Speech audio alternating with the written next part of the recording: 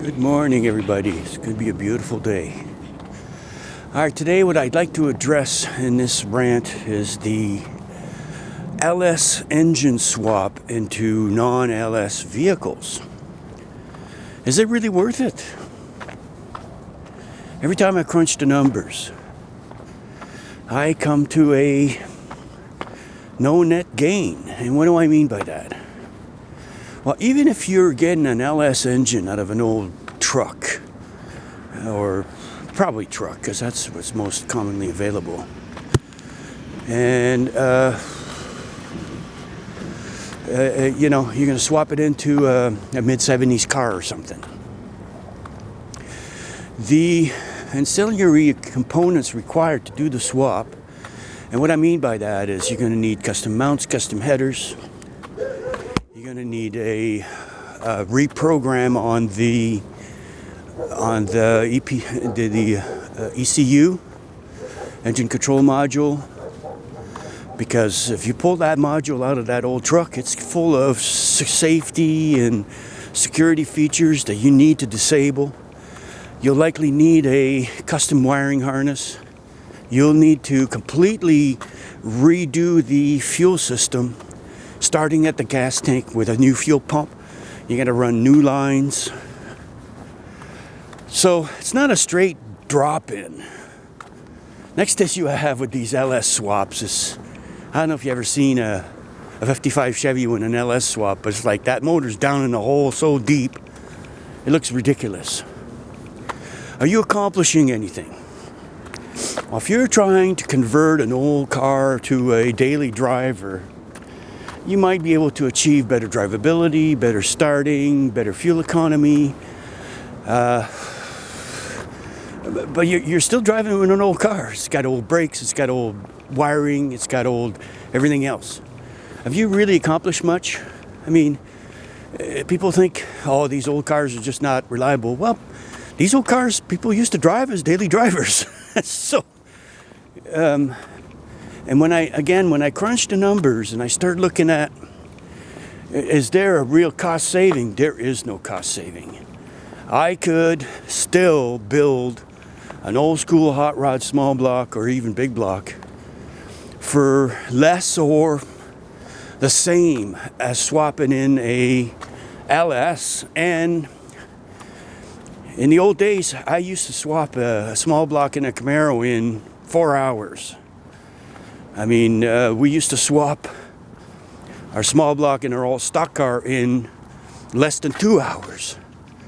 So, you got to take into account the amount of work that's required to swap in the LS. So, are we really accomplishing anything?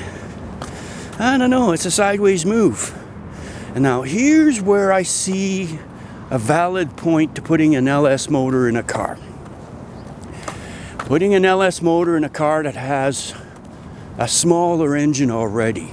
And I'm talking about, if I had LSs in the days where I was swapping V8s into Vegas, yeah, that's how old I am.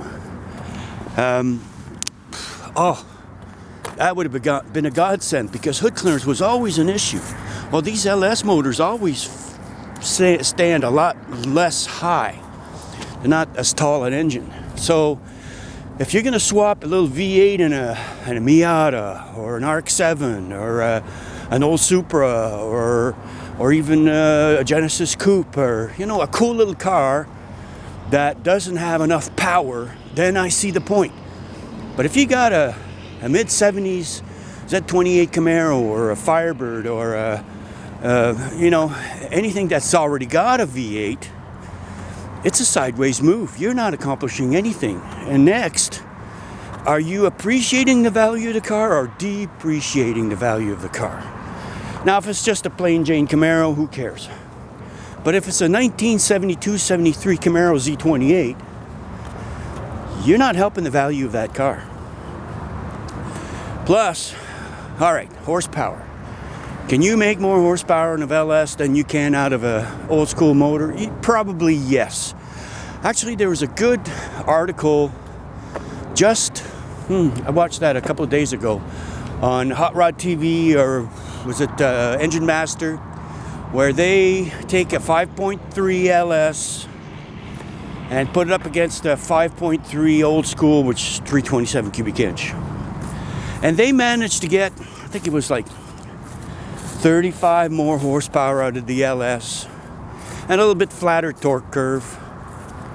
But does it sound better? Hell no. That horny little 327 made 450 horsepower and it sounded awesome.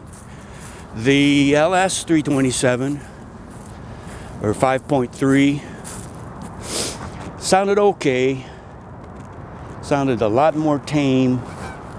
It made, like I said, about 35 more horsepower. So, you know, because it made like 485 horsepower. Well, I don't know. I'm still old school. I prefer the old school motor, you know, over the LS in a car that's already got a small block, plus the time involved.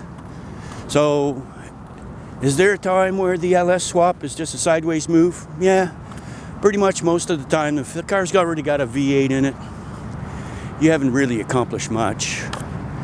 If it doesn't have a V8, it's got a little 4-cylinder or a little 6-cylinder and it needs more power, that's the point, you know. But obviously you can't really swap in an LS and a, you know, like say any of these Hondas or that Mini, or, you know, I mean, they're cool little cars, you know. That's a TLX is cool.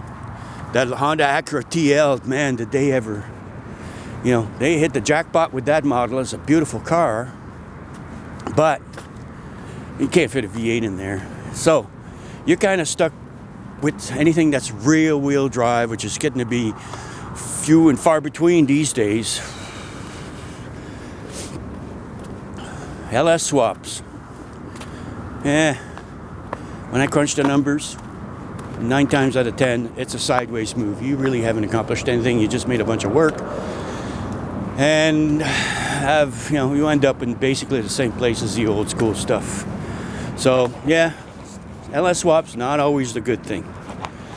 Please subscribe, please like.